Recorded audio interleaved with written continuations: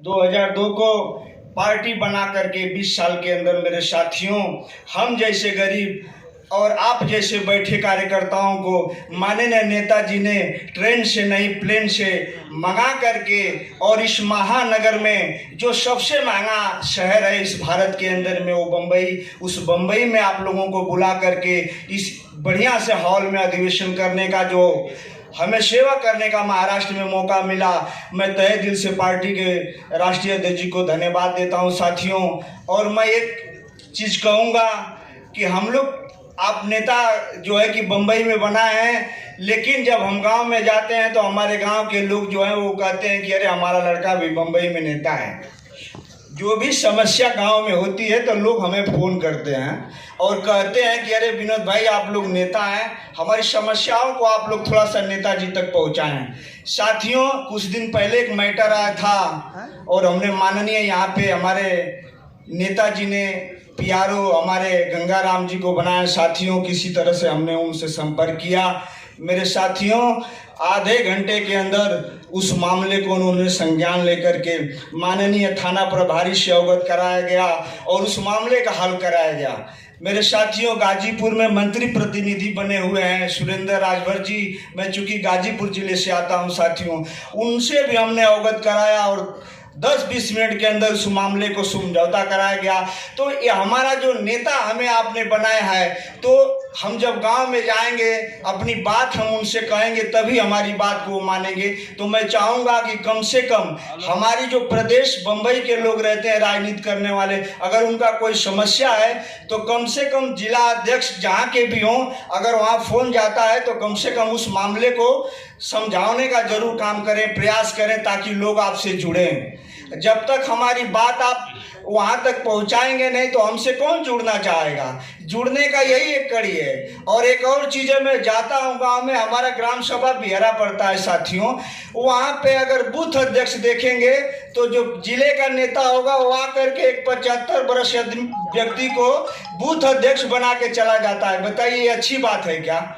आप नौजवान यंग व्यक्ति को बनाइए नेता ना, जो पार्टी में चल सके, पार्टी का सक्रिय कार्यकर्ता हो। और हम अगर विधानसभा जीतना है तो हमें बूथ को जीतना है साथियों। जिला अध्यक्ष बनाने से नहीं होगा, हमें बूथ अध्यक्ष बनाना होगा।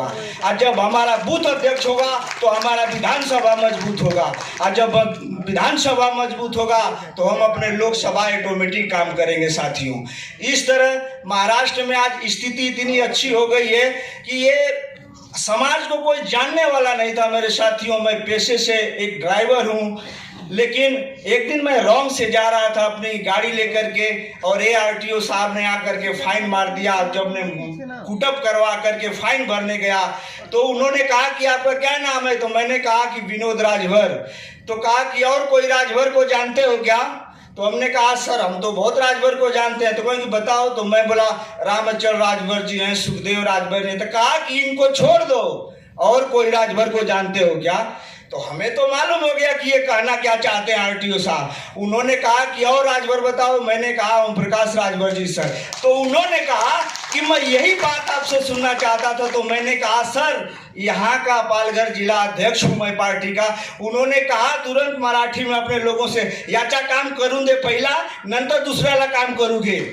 ऐसा ये ताकत माननीय नेताजी ने इस महाराष्ट्र में बनाया नहीं है साथियों। जहाँ जहाँ हमारी जिस प्रदेश में पार्टी चल रही है वहाँ के लोगों ने इस चीज़ को माना है कि भारतीय समाज पार्टी क्या चीज़ है। साथियों, खुशी की तो बात है कि इतनी बड़ी भारतीय समाज पार्टी है, भारतीय जनता पार्टी है मेरे साथियों, लेकिन आज उत्तर प्रदेश में जितनी दमेदारी के साथ माननीय नेताजी का मान सम्मान हो रहा है, प्रदेश के जितने मंत्री हैं सब नेताजी के यहाँ आना जाना मिलना, ये बहुत बड़ी एक मजबूती है साथियों। और मजबूती इसके लिए है कि आप जैसे कार्यकर्ता राष्ट्रीय नेतृत्व से लेकर के प्रदेश तक, जिले तक, बूथ तक, आप जब अपना बूथ जिता रहे हो, जिला कमेटी मजबूत कर रहे हो, प्रदेश कमेटी मजबूत किए हैं, राष्ट्रीय कमेटी मजबूत की है, तब हमारा प्रदेश नहीं पूरे दुनिया में हमारा जो है कि आज मैसेज जा रहा है साथियों। और आने वाले दिनों में आज हम 6 से 5 विधायक हैं, कल जो है कि साथियों हम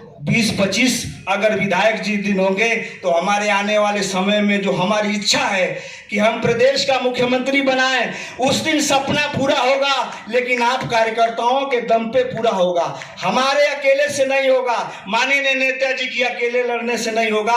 जो आप बैठे हो इतना ही लोग आप मुख्यमंत्री बना दोगे मेरे साथियों, अगर जिस दिन लगन और मन और धन से लग जाएंगे, अगर जिस दिन अपने जिले में जिला अध्यक्ष अपनी टीम को लेकर के लग जाएं और जितने बूथ हैं अगर उस बूथ को मजबूत कर दे तो मेरे साथियों 75 जिले हैं। आप सोच लीजिए भारतीय समाज पार्टी आज उस मुकाम पे पहुंची है मेरे साथियों कि महाराष्ट्र जैसे धरती में राष्ट्रीय अधिवेशन हो रहा है। कितनी गौरव की बात है।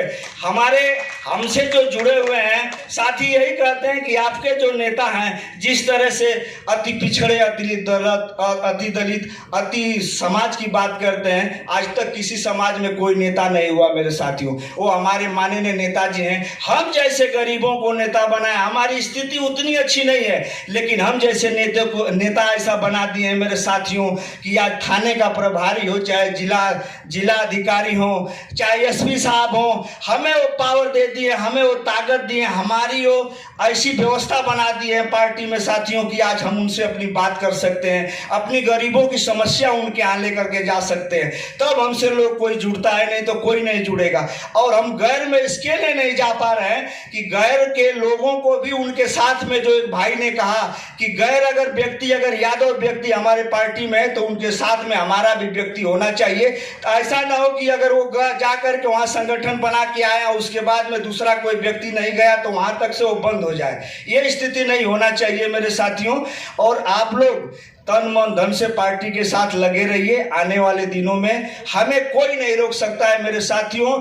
ये भारतीय समाज पार्टी ऐसी है कि हम स्वर्ग के दरवाजे पे खड़े हैं। 2024 में स्वर्ग के दरवाजे में खड़े हैं साथियों।